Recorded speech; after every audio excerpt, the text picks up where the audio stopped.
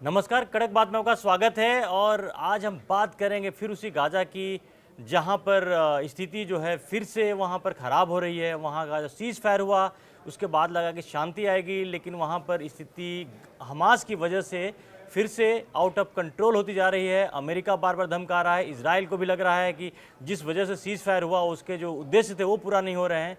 तो इस बीच में लगातार कोशिश हो रही है और इस कोशिश में अमेरिका लगातार लगा है। वहाँ के अमेरिका के विदेश मंत्री इजराइल पहुँच रहे हैं। इसके पहले जो उपराष्ट्रपति थे जेडी वेंस वो वहाँ इजराइल पहुँचे थे। अमेरिका की पूरी कोशिश है कि वहाँ जो है गाज़ा में शांति रहे और उसके बाद जो वहाँ का जो मिडल ईस्ट में है वहाँ का जो स्थिति वहाँ पर बदलेगी और उसमें फ़ायदा अमेरिका का भी है। लेकिन आज हमको आपको ये भी बताएंगे कि गाज़ा में शांति होती है तो उसमें भारत का क्या फ़ायदा है। भारत का सबसे बड़ा फ़ायदा ये है कि इंडिया, आपको याद होगा कि 2023 में भारत ने India middle east Europe corridor की घोषणा की थी, जिसमें भारत से सीधा व्यापार का जो रास्ता था पूरा मिडिल ईस्ट और यूरोप तक को पहुंचता, वो जो कि स्वेज नहर का भी एक विकल्प था। और सबसे ज़्यादा जो उस पर खतरा था जो चाइना का जो BRI, यानी कि उस BRI जो प्रोजेक्ट था उसको लेकर के जो तमाम चीज़ें थी वो दिखी थी, खतरा दिख रहा था। एक बार फिर भारत उम्मीद ये कर रहा है कि अगर गाज़ा में शांति होती है तो इससे ना अमेरिका को फ़ायदा होगा बल्कि भारत को भी बहुत ज़्यादा फ़ायदा होने वाला है। कि एक बार अगर एक कॉरिडोर अपने अगर उसमें चालू हो जाता है तो इससे समझिए कि जो भारत का जो बिज़नेस का जो वो है मिडिल ईस्ट के साथ में, यूरोप के साथ में, अमेरिका के साथ में, वो पूरा रास्ता खुल जाएगा। इससे काफ़ी इकोनॉमिक एक्टिविटीज़ बढ़ेंगी और इससे नुकसान चीन को भी होगा। तो एक बात इनडायरेक्टली आपको ये बता दें कि कहीं ना कहीं पर चीन भी नहीं चाहता है कि गाज़ा में शांति हो। और आपको याद है कि जिस तरह से हमास ने अटैक किया था इजराइल के ऊपर, तो दबी जुबान में ही बात कही जाती है कि उस हमास से जो अटैक कराया गया उसमें ईरान का हाथ था, उसमें चीन का भी उसमें इंटरेस्ट आ रहा था, क्योंकि चाहता था कि किसी भी तरह से वहाँ पर शांति नहीं रहे। मिडिल ईस्ट को डिस्टर्ब करने की कोशिश हो रही थी, आकाश लगातार हो रही थी, लेकिन अमेरिका ने अपनी कोशिशों से वहाँ पर सीज़ फायर कराया है और अभी शांति तो दिख रही है, लेकिन एक बार फिर से हालात वहाँ पर बिगड़ते दिख रहे हैं। ये हमास अनकंट्रोल आतंक है वहाँ पे, फिर भी हमास इजराइल अमेरिका के खिलाफ सिर उठा रहा है। ट्रंप को ठेंगा दिखा रहा है, हमास धमकी दे रहा है और कह रहा है कि हमास हथियार सरेंडर नहीं करेगा। हमास ये भी कह रहा है कि हम वहाँ से नहीं रुखसत होंगे, हम गाज़ा से बाहर नहीं जाएंगे। तो कैसे शांति आएगी गाज़ा में? गाज़ा के आम लोगों की जो जीवन है वो बेहद बद से बदतर है। आज भी 80% इमारतें तबाह हो चुकी हैं। लेकिन हमास अगर वहाँ से हट जाता है, हथियार सरेंडर कर देता है, तो राजनीतिक स्तर पर, ज़मीनी स्तर पर हमास खत्म हो जाएगा, जो कि ना तो ईरान चाहता है, ना ही चाइना चाहता है, जैसा आप कह रहे हैं। तो होगा क्या फिर गाज़ा का? फिर गाज़ा का होगा क्या? वहाँ के जो आम लोग पलायन को मजबूर हैं, बेसिक जो ज़रूरतें हैं वो उनको नहीं मिल पा रही है, तो फिर होगा क्या आगे? फिर रास्ता, ये स्टेलमेट कैसे खत्म होगा? कैसे खत्म होगा? सिर्फ अमेरिका और इजराइल के चाहने से गाज़ा में शांति नहीं आ पाएगी। सिर्फ पेपरों पर ही सीज़ फायर की लकीरें खींच दी गई हैं, लेकिन जो पिछले 8 दिन पहले ही हमने देखा कि बीच सड़क पर 8 लोगों को हत्या कर दी गई।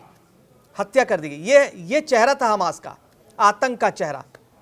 तो जहाँ तक भारत का हित है, कि भारत का हित हो है, लेकिन बहुत टफ है इस कॉरिडोर का बनना, क्योंकि गाज़ा एक ऐसा क्षेत्र बन चुका है, रणभूमि बन चुका है, जो युद्ध की रणभूमि बन चुका है। हमास अटैक करेगा, इजराइल पलटवार करेगा, तो युद्ध रुकेगा कैसे? ये सबसे बड़ा सवाल है आज के देर में। लेकिन गाज़ा की सुरक्षा कौन करेगा? वो इसलिए हमास करेगा, अंतर्राष्ट्रीय तंत्र करेगा। बहुत बड़ी बड़ी बातें हुई कि हम शांति सेना बनाएंगे, पाकिस्तान इसमें शांति सेना में शामिल होगा, लेकिन ऐसा होता हुआ कुछ नजर नहीं आ रहा। हमास ने साफ साफ कह दिया है कि हम नहीं झुकने वाले, हम अमेरिका और इजराइल के सामने हथियार को सरेंडर नहीं करेंगे। तो फिर किस बात का सीज फायर था? ये किस बात का सीज फायर था? मुझे ये समझ में नहीं आ रहा। सिर्फ युद्ध बंदियों की अदला बदली के लिए सीज फायर किया गया था क्या? नहीं, लेकिन अगर ये सीज़ फायर का होना और कंटिन्यू करना इसलिए भी ज़रूरत है कि पूरी दुनिया चाहती है। देखिए दुनिया में क्या है, जो मिडिल ईस्ट में जो देश हैं, सऊदी अरब, यूएई, इनका बिजनेस पे उनका फोकस होता है। वो नहीं चाहते हैं कि वहाँ पर ये हालात बने रहे, क्योंकि वहाँ पर जिस तरह के हालात हैं हमास की वजह से या एक ईरान की वजह से या यूँ कहें कि चाइना की गजब का वर्ल्ड ऑर्डर बना हुआ है। क्योंकि अब एक तरफ देखिए कि अमेरिका और भारत के बीच भी टकराव चल रहे हैं ट्रेड को लेकर के, लेकिन अमेरिका चाहता है अगर वहाँ पर अगर शांति होती है तो अमेरिका का मिडिल ईस्ट में काफ़ी उनका दबदबा होगा और वहाँ पर जो बिजनेस एक्टिविटीज़ हैं वो काफ़ी बढ़ेंगी। और यही इनडायरेक्ट भारत के लिए भी, भारत भी इसी बात का इंतजार कर रहा है कि भारत भी आपने देखा होगा कि भारत जो गाजा शांति समझौते को लेकर लगातार सपोर्ट कर रहा है। और ये जो कॉरिडोर है बहुत इंपॉर्टेंट है, ये सिर्फ भारत के लिए नहीं बल्कि पूरे मिडिल ईस्ट के लिए, यूरोप के लिए, अमेरिका के लिए भी। क्योंकि अभी हाल के दिनों में जो अमेरिका की आर्थिक स्थिति बहुत अच्छी नहीं है। वहाँ भी आप देखिए ठीक है, हथियार बेच के कब तक वो क्या करेंगे, लेकिन अमेरिका पर जिस तरह का दबाव है तो अमेरिका भी चाहेगा कि मिडिल ईस्ट एक ऐसी जगह है जहाँ पर पैसे हैं। वहाँ पर अगर दिक्कत क्या है कि वहाँ जो प्रॉब्लम है, लड़ाइयाँ बढ़ रही हैं और कोई भी अब ये नहीं चाहते कि जो गाजा की लड़ाई है वो बढ़ करके इधर फैले। क्योंकि आपने देखा कि जिस तरह से ईरान और इजराइल के बीच में लड़ाई खत्म करवाने में अमेरिका ने इंपॉर्टेंट उसमें भी रोल निभाया, तो अमेरिका भी अब चाहता है कि वो जो अगर आप मिडिल ईस्ट का देखिए, मिडिल ईस्ट और यूरोप बहुत क्लोज है, कनेक्टेड है दोनों एक दूसरे से। अगर ये मिडिल ईस्ट में अगर आग और फैली तो फैलते हुए यूरोप तक भी पहुंच जाएगी। वैसे भी ऑलरेडी रूस यूक्रेन के बीच में जो लड़ाई चल रही है उसका खतरा बना हुआ है कि वो आगे यूरोप की तरफ फंसेगा। तो मिला जुला की स्थिति ये है कि ये यहाँ पर शांति होना ये दुनिया के ज़्यादातर देशों के पक्ष उसके फेवर की बात है। लेकिन हाँ, वही है दूसरी, जो चाइना नहीं चाहेगा, ईरान नहीं चाहेगा, लेकिन ये चाहे या ना चाहे अमेरिका लगातार कोशिशें कर रहा है। आपने देखिए कि मैंने जैसा भी बताया कि वहाँ अमेरिका के उपराष्ट्रपति इजराइल पहुँचे हैं, अभी वहाँ के जो मार्को रूबियो जो फॉरेन मिनिस्टर है वो पहुँच रहे हैं, और वो भी ये हालात को लोग समीक्षा कर रहे हैं लगातार, ताकि जो हमास के साथ जो सीज फायर है वो बिल्कुल सही रहे, दुरुस्त रहे। और एक बार अगर वहाँ पर शांति आ जाती है तो वहाँ का माहौल बदलेगा, वहाँ पर चीज़ें बदलेंगी और उसका पूरा इम्पैक्ट मिडिल ईस्ट में पड़ने जा रहा है, और ये भारत भी यही चाहता है। लेकिन हमास को समझाएगा कौन, हमास को दबाएगा कौन, हमास को सबक सिखाएगा कौन, ये सबसे बड़ा सवाल है। क्योंकि अमेरिका, इजराइल तो चाहते हैं कि वहाँ शांति आ जाए, गाज़ा फिर से डेवलप हो जाए, गाज़ा में जो इमारतें तबाह हुई हैं वो वापस बन जाए। लेकिन दूसरी तरफ जो हमास, हिजबुल्लाह और जो हूती हैं वो तो नहीं चाहते शांति, वो तो चाहते हैं गाज़ा का इस्तेमाल हो। आज तक यही होता है कि गाज़ा का इस्तेमाल किया जा रहा है, गाज़ा के लोगों का इस्तेमाल किया जा रहा है। 2023 से पहले गाज़ा एक बेहतरीन शहर हुआ करता था। आज की तस्वीर देख लीजिए, गरीब से भी बदतर स्थिति में वहाँ के लोग जी रहे हैं। लेकिन वहाँ के जो मानवीय सहायता पहुँचाने की बात की गई थी, रफ़ा बॉर्डर से जो पहुँचने का बात की गई थी, वहाँ पे भी हमला कर दिया गया। वहाँ भी जो इंटरनेशनल जो शांति सेना को लाने की बात की गई थी उस पर भी ब्रेक लग गया। लेकिन मुझे बहुत टफ लग रहा है कि गाज़ा में शांति लाना जो अमेरिका, इजराइल चाह रहे हैं, क्योंकि विपक्ष जो है ना वो भी बहुत मजबूत है इनका। हमास, हिजबुल्लाह, हूती ये नहीं चाहते कि गाज़ा में किसी प्रकार की शांति आ जाए। ये तीनों कौन है? ये तीनों प्रॉक्सी हैं, ईरान के प्रॉक्सी। ईरान नहीं चाहता, और ईरान का कनेक्शन किससे? चाइना से। देखिए पूरी स्थिति को समझिए कि तार जो जुड़े हुए हैं, इसमें रशिया का जो लेकिन ये भी बड़ा वो अजीब है ना हाल की। देखिए एक तरफ जैसे बाकी जब अमेरिका के खिलाफ की बात होती है तो उसमें रशिया, चाइना और भारत एक तरफ हो जाते हैं, अमेरिका के खिलाफ हो जाते हैं। लेकिन जब गाज़ा की बात आती है तो भारत यहाँ पर अमेरिका के साइड में इसलिए दिख रहा है कि जैसे मैंने आपको बताया कि भारत का एक बहुत बड़ा प्रोजेक्ट है, इनिशिएटिव। क्योंकि जो चाइना जिस तरह से उसका जो चाइना का जो BRI प्रोजेक्ट है उस बहुत एम्बिशियस प्रोजेक्ट है, और वही चाइना लगातार कई सालों से कोशिश कर रहा है कि उसके जरिए वो पूरे एशिया में और तमाम देशों पे वो कर बढ़ाना, उसको एक्सपेंड करना चाहता है। लेकिन वो स्थिति खराब है, क्योंकि जिस तरह से पाकिस्तान में स्थिति खराब है, पाकिस्तान का बहुत बड़ा पोर्शन हुआ है, जिस तरह से पाकिस्तान में डिस्टर्बेंस चल रहा है, तो उसके BRI का जो प्रोजेक्ट है वो खटाई में पड़ने की बहुत संभावना बहुत ज़्यादा है। ऐसे में चाइना चाहता नहीं कि भारत का जो इंडिया, मिडिल ईस्ट, यूरोप जो कॉरिडोर है वो सक्सेसफुल हो। ये चाइना बिल्कुल नहीं चाहेगा, क्योंकि इससे चाइना के बिजनेस हितों का नुकसान होगा।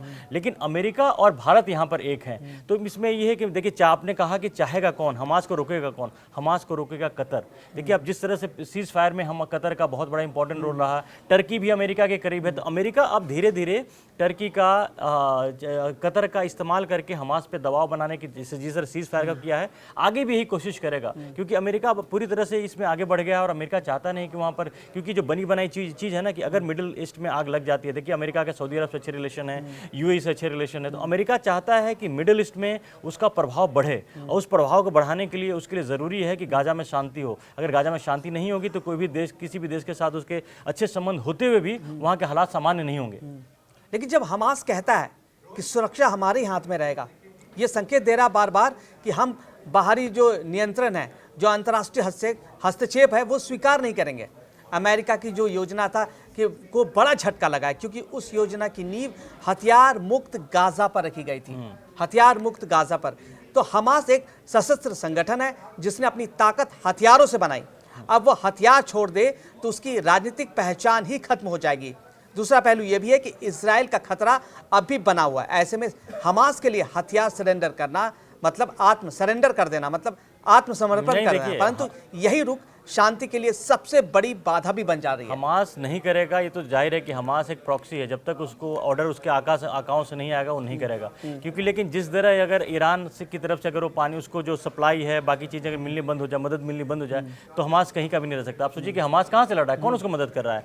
तो अब स्थिति है, मुझे लग रहा है कि इसके एवज में हो सकता है कि आगे चल के अमेरिका और इजराइल जो है आगे भी बढ़े, फिर से ईरान पर दबाव बनाने की कोशिश होगी। क्योंकि जिस तरह से हिजबुल्लाह भी एक जमाने बहुत परेशान करता था, वहाँ भी जो खत्म किया उसने इजराइल ने, हुतियों को भी काफ़ी हद तक उन्होंने न्यूट्रलाइज किया है। तो हमास को भी खत्म करना ऐसा नहीं कि बहुत बड़ी बात है, क्योंकि अमेरिका लगातार धमकी भी दे रहा है, चेतावनी दे रहा है। हमास छिटपुट फिर भी वहाँ पर हरकतें कर रहा है, लेकिन ऑलरेडी गाजा शहर को ही 90% बर्बाद कर दिया गया है। और फिलिस्तीन के लोग भी अब नहीं चाहते कि वहाँ पर, आपको ये भी बता दूँ कि अभी इजराइल के संसद से बिल, जो 2 बिल पास हुई है, जिसमें जो कंट्रोल वाले जो वेस्ट बैंक है उसके विलय की बात हो रही है इजराइल में, क्योंकि इससे काफ़ी नाराज़गी है लोगों में। काफ़ी जो मुस्लिम देश हैं वो भी नाराज़ हैं, अमेरिका भी इस बात से नाराज़ है। लेकिन वहाँ पर नेतन्याहू का उसमें कोई रोल नहीं है। वहाँ की संसद में मेजोरिटी है, उन्होंने वो करके कि इसका मतलब ये होगा जो वेस्ट बैंक है इजराइल से विलय हो जाएगा। अगर ऐसा होता है तो जिस तरह की जो बातें हो रही हैं कि 2 राष्ट्र के लिए, कि अगर फिलिस्तीन को अलग राष्ट्र की मान्यता देने का, उसको बहुत बड़ा झटका लगेगा।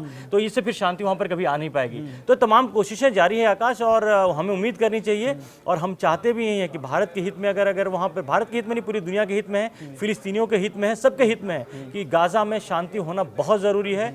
और वहाँ पर अगर शांति हो जाती है तो यकीन मानिए कि भारत की जो गाड़ी आगे बढ़ रही है ना, प्रगति का जो पथ आगे बढ़ रहा है, वो काफ़ी तेज़ी से आगे बढ़ेगा। और जो प्रधानमंत्री नरेंद्र मोदी ने कहा है कि 2047 तक हमें डेवलप्ड कंट्री बनना है, तो उस डेवलप्ड कंट्री बनने में जो ये कॉरिडोर है, India middle east Europe corridor है, उसकी बहुत बड़ी भूमिका हो सकती है। और जिस तरह से वर्ल्ड ऑर्डर चेंज हो रहा है, तमाम चीज़ें हो रही हैं, इसमें वो रहेंगे। तो आकाश, हमने अब ये उम्मीद करनी चाहिए कि ठीक है, वो हालात जैसे भी रहें, हम उम्मीद करें और दुआएं करें कि वहाँ पर गाजा में शांति हो, ताकि फिलिस्तीनियों के लिए भी एक राहत की बात हो और पूरी दुनिया के लिए भी शांति की बात हो। तो इन तमाम चीज़ों पर हमारी नज़र बनी रहेगी। अगर अभी तक आपने कड़क को सब्सक्राइब नहीं किया है तो जल्दी जाकर सब्सक्राइब करें। फिलहाल के लिए धन्यवाद।